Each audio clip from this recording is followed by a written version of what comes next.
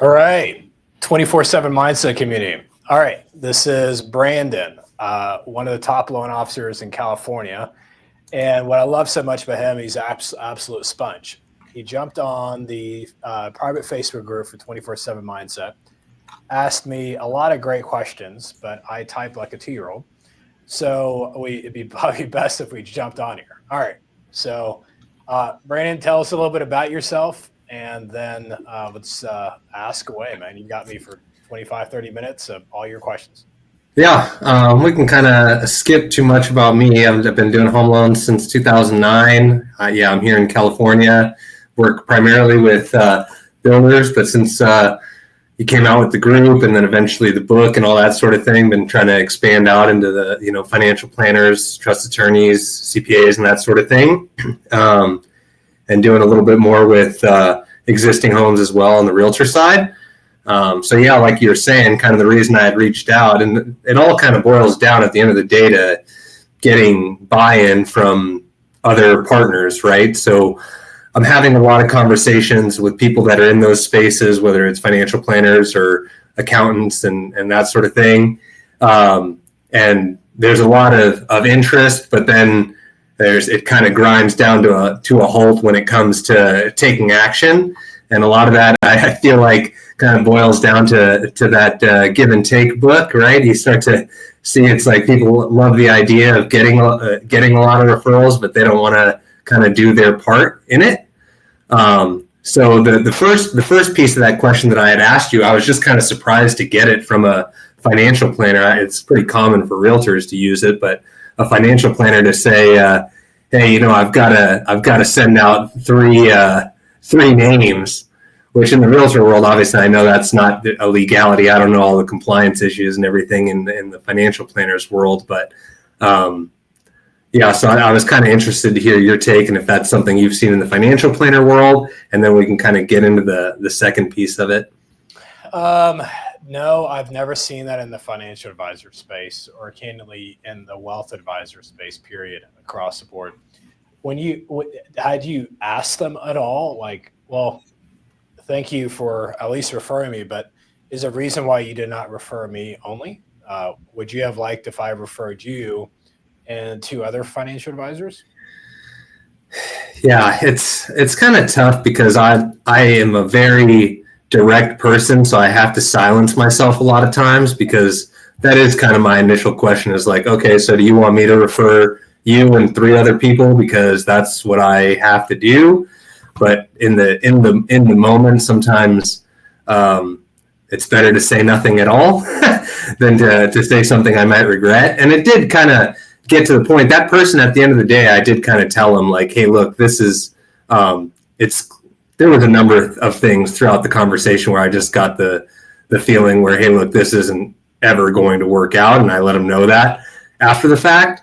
But when I was talking with him about that, I guess like, he mentioned, I've mentioned you to a lot of people, or I mentioned you to some people, and I said to him, that's really great, and I appreciate you mentioning me to them. How is it that you're referring me to them? Because when I had met with this financial planner originally in our follow-up conversation, based on the conversation we had, I sent him, I've got referral templates, whether it's a joint text or joint email, sending us to him. And he's like, well, I've got to, give 3 names or whatever.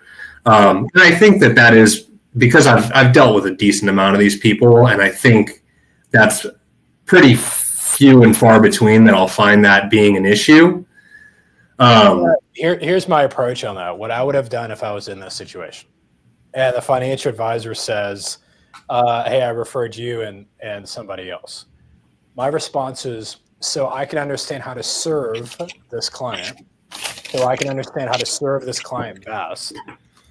What do you feel you referred me for? What do you feel I do well that you referred me to this client? They tell you blah, blah, blah. Okay, awesome. Then my next question is, you don't need to tell me about the other loan officer's name, but may I ask, what do you feel that they do well that I don't do well that you felt like the need to refer to another loan officer? You might be in the retail space, the other one might be a broker. You might be not able to do home equity lines of credits. They might be able to do home equity lines of credits. Find out what the differences are. And if there is no difference, if there is no there's no like product difference or pricing difference or anything else difference wise, then you're working with a taker, not a giver. But if there's a legitimate reason why they referred somebody else because they have something you don't have, then you just need to accept that, move on, unless you go get that thing. Yeah. Because I've had that before where they're like, well, yeah, this other guy works for a bank. They do like one-time closes and construction loans or land loans, things of that nature. My response is, well, hold on, like I'm in the broker space. I can do those loans too. I used to not be able to do those loans when I was in the retail space, but I can do a one-time close. I can do a two-time close. I can do a land loan. I can do interim financing. But now in the broker space, that's my bad for not explaining that to you now that I have more options as a broker. Yeah. So just before I leave this this kind of one financial planner, another thing that afterwards I was kind of following up because, what I was bringing up to him was, hey, since we spoke the last time, we haven't really made any progress. And, I spoke about kind of how my goal is really to multiply their database and their business through partnering with other financial professionals and stuff like that. And he gave me I don't know if you want to call it rude or whatever, but kind of a unnice response of basically saying like, hey, look, I don't know. I don't know. I don't want to pull up the email or anything, but basically said like, hey, look, we can't share our contacts with people. And I was like, I'm not expecting you to just give me a list of your database. My goal is for us to do things together, whether that's joint events or sharing things like the monthly net worth statements and this sort of thing where we're introducing one another to each other's database. It's not necessarily like I'm asking you for a list of all your clients so that I can blast them with my spam emails. You know what I mean? And I don't think, again, that's that important because this person just doesn't align with the vision or understand it. But it is relevant because I do kind of see this hold up from a lot of people that I'm trying to basically build wealth teams for, where they're very reluctant to share, their database or kind of take the next step in the actions that it takes to make this work. So is this specifically a financial advisor or what industry is this? This was a financial advisor specifically, but like, for example, it's kind of bleeding over into this next group. I have a group that's got a tax strategist, a financial planner, an insurance agent, and a trust attorney. And now that's kind of stagnating in the same realm where, okay, now we've got to take the next steps. You know what I mean? So out of the 4 wealth partners, financial advisor, CPA, family will attorney, and insurance agents. Insurance agents, you can get them to email you an Excel sheet of their database. Family will attorneys, they're a little bit harder. There's not a compliance problem. CPAs, you can get them to email you a list of their database. Financial advisors, there's zero way in heck you're going to get them to email you a list of their database. Mm-hmm. So financial advisor, because of their compliance, it has to be an opt-in, not a shared list. So the way that I've got around that is, so when I launch, say like HomeBot, okay, or Home IQ, whatever you have. So when I launched HomeBot, I did a HomeBot presentation for the financial advisor. I sold them on, hey, do you ever struggle adding value to your clients throughout it on a yearly basis? If so, I've got a great tool. Let me show it to you. Let me not tell you about it. Let me show it to you on your house. Then the question is, would your clients that you serve from your database, you think they'd also find value in this? Answer is yes. Okay, so let's do this. Do you use technology called BombBomb?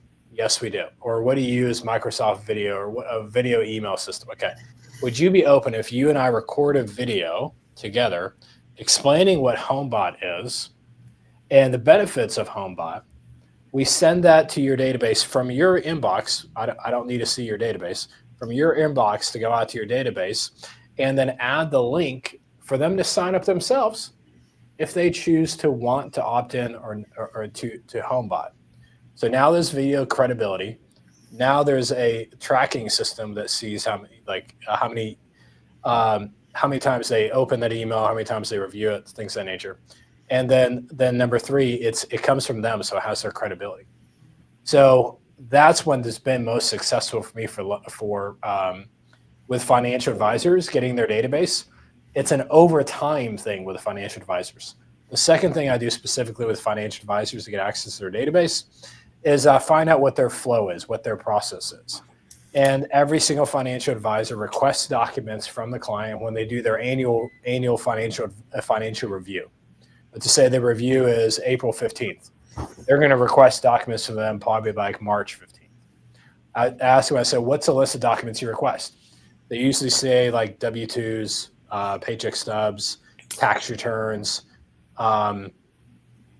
So my response back is all that sounds like a lot of great offense about like how much income they're generating and such from there. But who's helping them play defense? Financial advisors, what do you mean? What do you mean? Who's helping them play defense? Well, who's helping making sure that their debt on their mortgage and their cash flow each month runs most efficiently?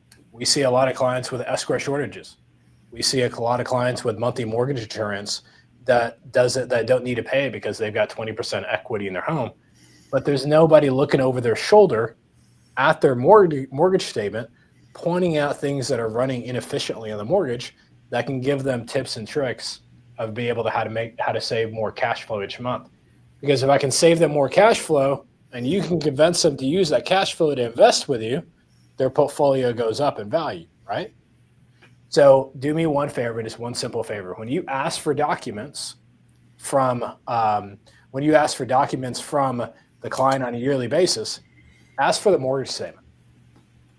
And so what I do from there is I'd reach out to the assistant, or I'd reach out to the financial advisor and say, hey, who did you get documents from this week that has a mortgage statement in there that you want me to create a total cost analysis for Mortgage Coach for you, and you want me to create a HomeBot presentation for you? Then I record a 2-3 minute video. It could be a Loom video, it could be a Zoom video, it could be a video inside a Mortgage Coach, me doing a mortgage efficiency checkup with them, because I see all the data on the Mortgage Coach. I see all the data on the mortgage statement. And then what's great about that is I get the financial advisor, when they're meeting with them doing the annual financial review, in their meeting, they play my video. And the video is a completely free service. And then from there, at the end of the video, I said, hey, I can go a deep dive, and I can create you a roadmap to make your mortgage run more efficiently. Here are the top 3 things that I feel the mortgage is running inefficiently. After this meeting, after this video, please ask your financial advisor to connect us via email. I get easiest amount of referrals that way. But with a financial advisor, you've got to finesse that, because compliance-wise, they won't release that information. I explained that well? Yeah, no, it makes sense. And I was going to ask you that too, because what I've kind of found is that with a lot of financial planners that I speak with, it kind of seems like a little bit of doing the same work, in sense of like our financial fitness checkups that we do once a year and their annual review that they do once a year. So I was wondering kind of how you merge those into one, or how you take over that for them, or you, like, in that sense, what you said, it seems like you kind of, from what you just said, it sounds like you kind of just add on to what they're doing, bring in the mortgage piece, and then, if they want additional information, connect with you. Yeah. It's their client. I'm getting on their train. They get to tell me where to sit. Now, if the shoe is on the other foot and it's my client, you're going to adapt to me because it's my client. Yeah. It's their client. It's their show. They're Batman. I'm Robin. I'm going to adapt to them. Okay. No, that's helpful. But I think you and I are probably equally candid. You and I are equally blunt, and you and I are probably equally direct. I've just lost probably a lot more than you have So I've learned how to win by I'm going to say the word humbling myself, and I don't think you got an ego, but humbling myself, dimming myself down so they shine. Where I know that I'm like super bright and I'm like all into this, but if I can dim myself down so the spotlight can be on them and they shine, they're going to want to be around me more than ever. Yeah, I'm glad you said that. You should copyright that. Dim yourself so they can shine.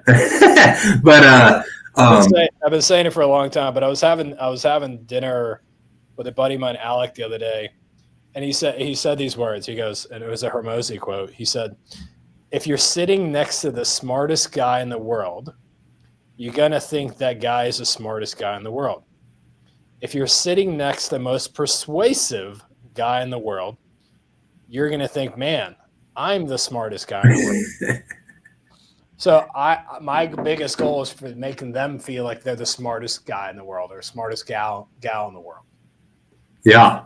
That makes sense? Yeah. And that kind of actually leads, and this wasn't part of the question I had in the group, but it is something that I think you've done really well for this group specifically, as far as like building lead magnets and, just providing free, useful content that draws people in, something that people would probably pay for that they're getting for free.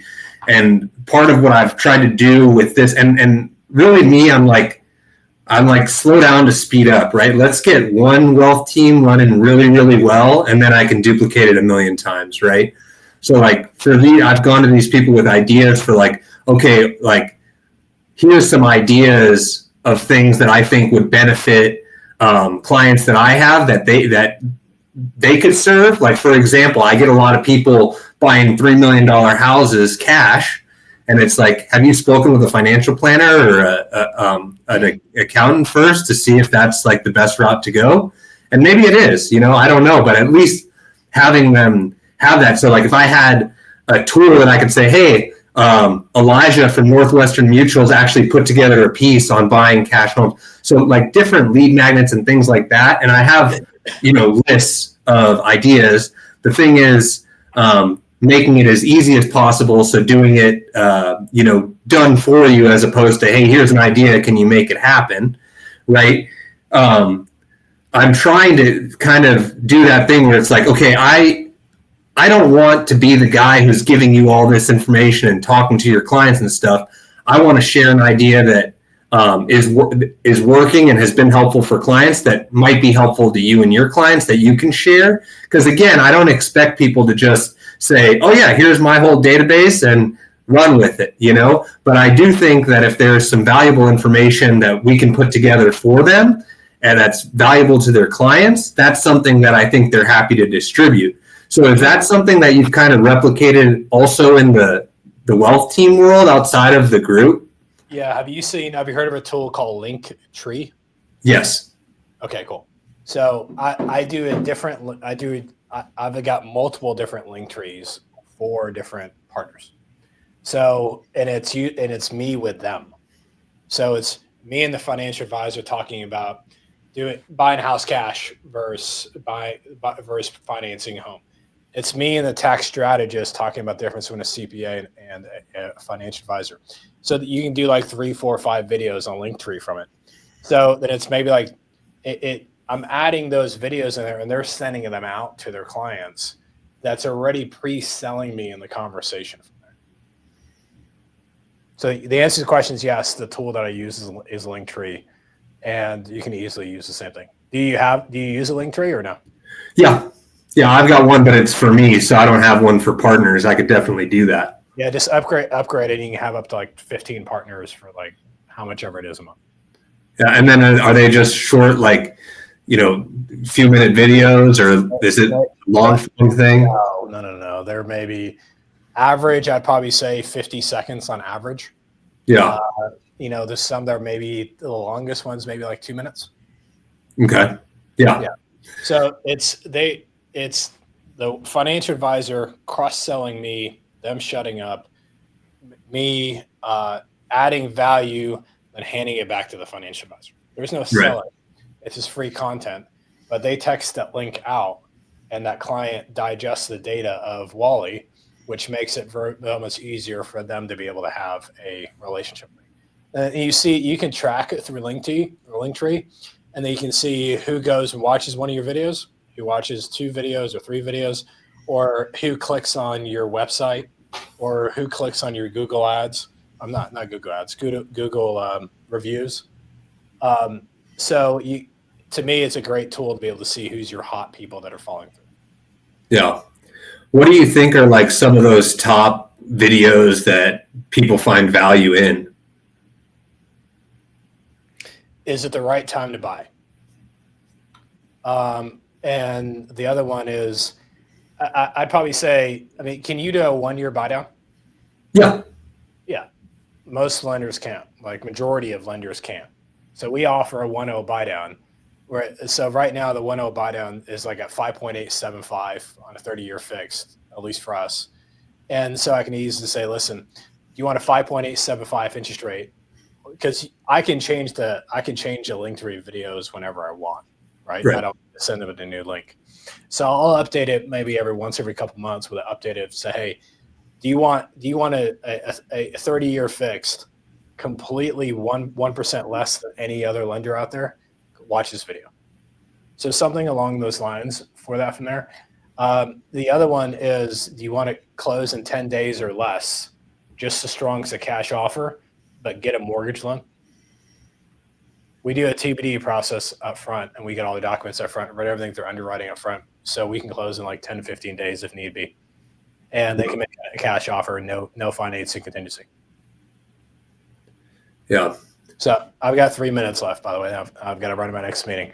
No, that's good. You've answered a lot of the questions. I think for me, it's like figuring, like systematizing it, right? So like to know, okay, identify partners that gel, have a meeting, they synergize, see where there's opportunities to help one another. And then it's identifying, okay, these are the next steps to make this successful, right? Because for me, it's like, I'm kind of flying by the seat of my pants and just trying to add value to them, show them, okay. And like now it's like, I've got a financial planner that I'm putting, that's in the group that I'm putting together a presentation with. And it's like, okay, let's have everybody invite their clients to this, that it's going to benefit. But it's figuring it out as I go. So this is helpful. Do you know who Rene Rodriguez is? Yeah. All right. Super great buddy, great mentor. I'd flown him down to Dallas, and he spoke to the local 24/7 mindset loan officers. And he was like, hey, man, your book just came out, Wall Street Journal best-selling author. I'm like, thank you. Appreciate your help. And he goes, what are you working on? I said, dude, I am just trying to figure out. There's a lot that I don't know, and I'm just trying to figure out as I go. And he leans into me. He goes, we're all trying to figure it out as we go. This is a dude, it's a multimillionaire, one of the most famous people, mortgage people on social. And he goes, we're all just trying to figure it out as we go. So when I look at you, Brandon, like I think you're being super successful in everything that you do. And I'm watching, and I'm a huge fan with your great question asking and like your implementation. But just understand, even me, even Renee, we're all just trying to figure it out as we go. None of us have the secrets. None of us have all the answers, but we're figuring out as we go. So keep going down your journey. Yeah, I appreciate it. I'll let you get to it. I know you've got stuff coming up, but I appreciate you taking the time to go over it. I hope it's helpful to other people too. And I'll just kind of keep you in the loop. I'm going to be reaching out to the team today to kind of figure out next steps and see where we can go from here. Well, you got my personal cell, man. Hit me up. I know it. I appreciate you. See you, bud. Bye. All right. Have a good one.